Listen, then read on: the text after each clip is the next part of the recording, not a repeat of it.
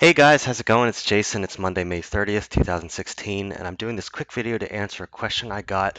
It was a really good question about my setups video.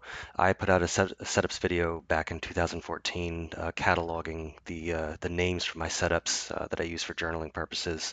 But the names are sort of something that I have to do in order to keep things consistent, but I also mentioned in that video everything is connected, and so you can call a trader A can call a setup something, and then trader B can call it something else. And uh, when you look at it closely, you find out that it's really all the same thing. I'm an order flow trader, so what I look for ultimately is for traders to have gotten trapped. So meaning that once they've gotten themselves trapped, they're looking for ways to get out, and it's their order flow of they're looking to get out that fuels the move that I need in order to take a profit. And so from that premise, you end up with all these different names of setups, so to speak, um, that again I can use for journaling purposes, but they all stem from that basic idea. Now, this trader asked a question about this trade I took July 26, 2013. And this was an example that I gave of reversal after false momentum. And so what I was looking at was this candle right here, which is, let me make sure I can draw a box there. Okay.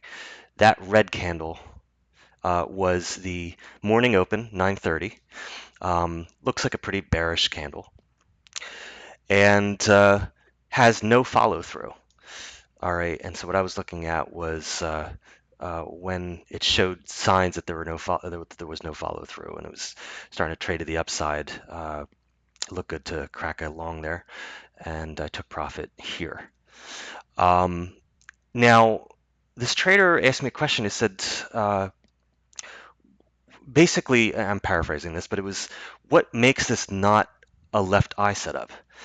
And the funny thing is, when I looked at it, I had to watch my video again. It never occurred to me that this could be interpreted as a left eye setup. But just for the sake of argument, let's just say that this was. What I'd be looking for here is I had a level drawn off at 15420, and you can see the basis of that level was just this tiny little point. Um, and price breaks out with this green candle. You can see that here. And then crashes below, theoretically trapping traders that had bought the breakout of this quote unquote level. All right. So that when they're trapped below, if the market were to return to that point, I'd be looking to offer that level on a retest and then uh, potentially get continuation short. So in other words, I'd be taking a short at the level where traders have potentially bought the break. Um, Now, the problems with that, with looking at this as a left eye setup, is in order for a left eye setup to work, the market has to have broken out of a level, or at least cause traders to initiate out of a level that was significant. In other words, the level has to be significant enough for a lot of traders to get involved, to want to get involved in the market. So there's a lot of different examples of that, but it has to be something that I can infer that a lot of traders with a lot of different styles, however they trade, that they're all looking at the same thing. It's because I need their order flow in order for my trade to work when it comes around for a retest underneath the level or above the level, depending on which way you're going. So let's take a look at this level from that perspective, from an order flow perspective. Now, I actually pulled up the hourly chart just to be sure about this, um, because I did mark this level off, but I was pretty certain that I had just marked it off because of that little point there. So in my mind, it wasn't a significant level, um, which is a problem because I need something significant for traders to initiate a breakout, for a lot of traders to initiate a breakout of. This was the hourly chart, and the level that I had marked off on the minute chart was here, 15420. Let me draw that here. So that comes in right around here. So there's nothing here on the hourly, which doesn't mean that I depend on the hourly in order to make these kinds of decisions. But what I bring this up to illustrate is that I know just by looking at this chart that any of the larger term time frame traders, any of the larger time frame traders, wouldn't have even seen that level as a potential breakout point. So they're out, all right? And I'm pretty sure on the daily it would be the same thing. So I have the order flow from traders maybe trading below that, but this point, let me move this out of the way. This little point here probably wouldn't even show up on a time frame higher than a minute chart, honestly. It might, but still. The point is that I need, in order for me to play a left eye setup, whatever it's breaking out of needs to be the kind of thing that suckered a lot of traders to get trapped. All right, and there's a lot of ways that that can happen. There's a lot of ways that traders can get themselves trapped. But in order for my left eye setup to work, a lot of traders had to have gotten trapped because I need their order flow to fuel the market so I can take profit on my trade. So, for example, just to let me give an example of what something might look like on a daily chart. Let's just say that we had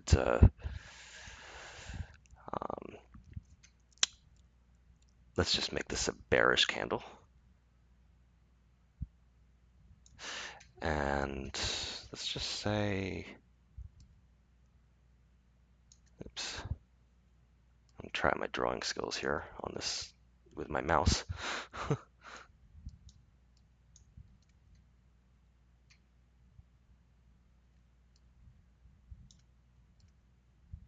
uh, okay, there we go. Let's just say that the market, just presume that the market had been in a downtrend coming into this area, all right? And if this were a daily chart, then what I would look at is uh, this level here, all right, because this would have been perhaps the last low on the day, and then price breaks through it, trades above, well into the range, an inside candle to boot. This level instantly becomes the point at which traders, I would presume that traders are looking to get out.